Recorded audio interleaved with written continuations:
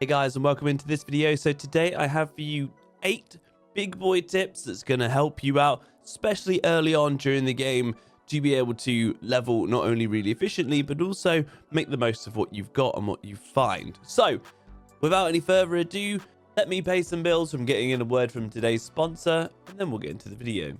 And that is Bloodline, Heroes of Lithis. I'm happy to say that this game has one of the most unique gacha gameplays that I've ever seen. A strategic, mobile RPG game that has some pretty cool and interesting features. You'll build up a kingdom and start off your economy while choosing from a massive range of champions. Then actually merge these champions' bloodlines together to create your very own unique champion and heirs, of which the genders can be swapped freely. Ever fancied making an orc vampire or a demonic demigod?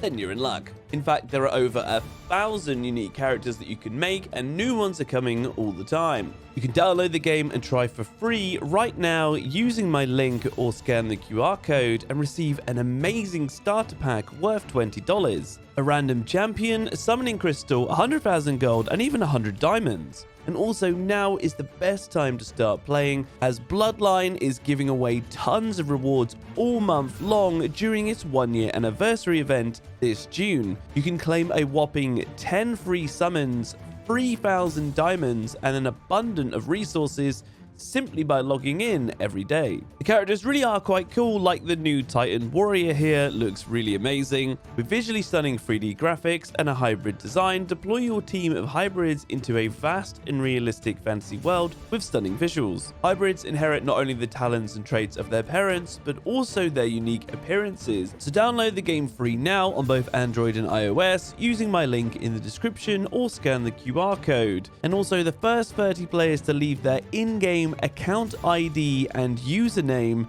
in the pinned first comment below the video will receive a free legendary female Titan warrior to carry you through the game. And thanks again to Bloodline for sponsoring this video. So my first tip for you is leveling in a group. There are some huge advantages to be able to level in a group.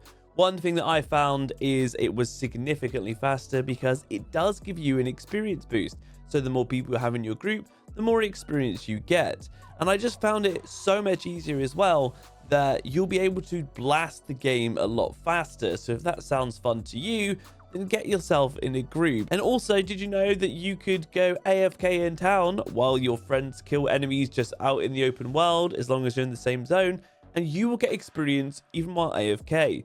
Now, this might get patched, but as it stands from the last server slam, that's how it plays. So leech some experience while you go to the bathroom. Doesn't work, however, if they go in a dungeon.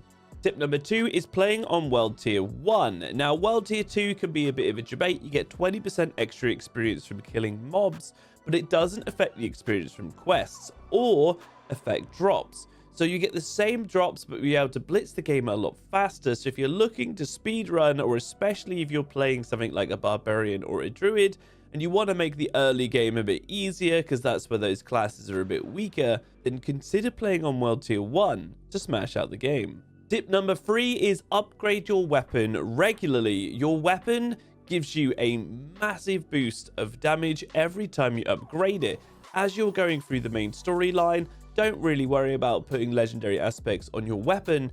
You just want to upgrade it. You see that green up arrow? Change it across. This is going to change the base coefficiency of all your skills and scale your damage very quickly. Tip number 4 is always do the events when they're near to you. As you're going around the open world, if you find an event, don't skip it. These give you opals, and you can gamble with these opals at the NPCs to be able to give you a chance to get some legendary aspects. Talking about legendary aspects, tip number 5 is to save high-rolled legendary aspects until later on in the game. If you use them when you first get them, that's absolutely fine. But if you take the aspect off and put it onto another piece of gear, if it's a low-level piece of gear, you're going to out-level that and it'll become a bit useless to you. If it's a high-rolled one, that might be a best-in slot for you at late game, so consider holding on to those legendary aspects. The next tip is to dismantle your items early rather than selling them for gold. Any spare items you get at the end of a dungeon, you should always try and fill your bag up just before you're going to go back to town. Quick trip back to town, dismantle your items early to get the resources rather than getting gold. That's going to help you with your progression. Unless you're desperate for some gold, for some respec or something, always try and fill up your bag, go back to town, dismantle it all for those resources, and then carry on. The next tip is if you're planning to smash the campaign out quickly, don't forget to get at least 1 skill point per zone before you move on to the next one from the Renown system.